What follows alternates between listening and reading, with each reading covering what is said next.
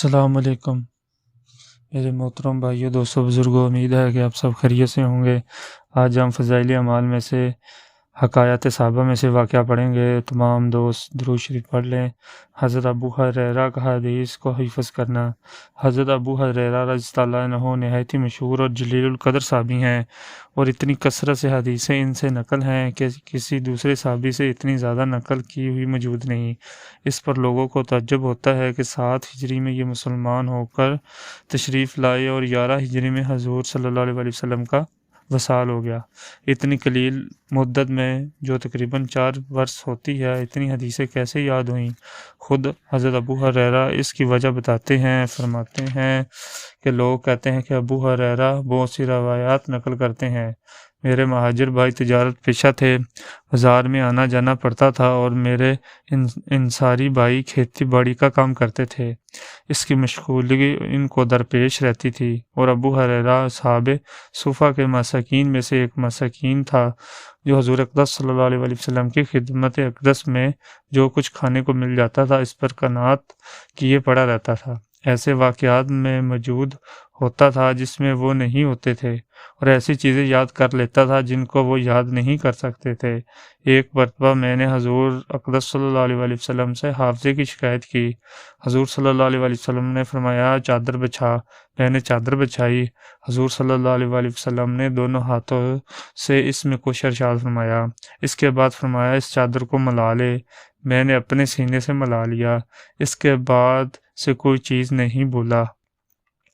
فائدہ: اصحاب صفہ وہ لوگ کہلاتے ہیں جو حضور اقدس صلی اللہ علیہ وسلم کی گویا خانقاہ کے رہنے والے تھے۔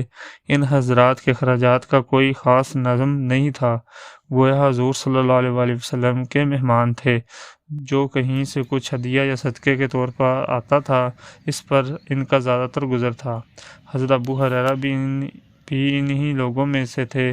بسا اوقات کئی روز فاقہ کے بھی ان پر گزر جاتے تھے۔ بعض اوقات بھوک کی وجہ سے جنون سی کی حالت ہو جاتی تھی، جیسا کہ تیسرے باب کے قصہ 3 اور 7 میں گزرا ہے، لیکن اس کے باوجود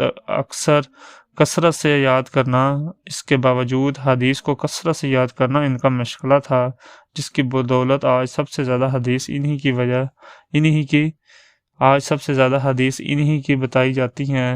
ابن جوزی نے لکھا ہے کہ 5374 حدیثیں ان سے مروی ہیں۔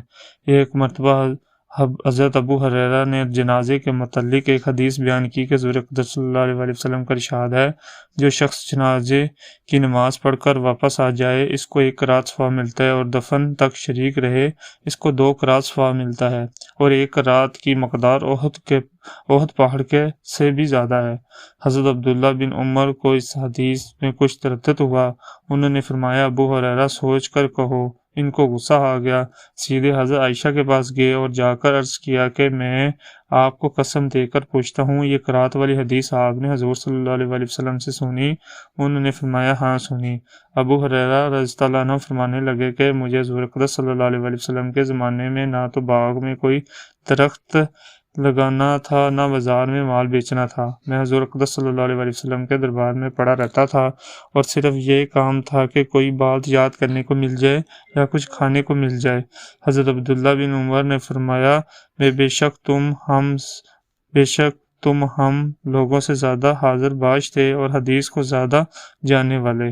اس کے ساتھ ہی ابو ہریرہ رضی اللہ عنہ کہتے ہیں کہ میں 12,000 مرتبہ روزانہ استغفار پڑھتا ہوں، اور ایک تاگا ان کے پاس تھا جس میں 1000 گیرہ لگی ہوئی تھی۔ رات کو اس وقت تک نہیں سوتے تھے جب تک اس کو سبحان اللہ کے ساتھ پورا نہیں کر لیتے۔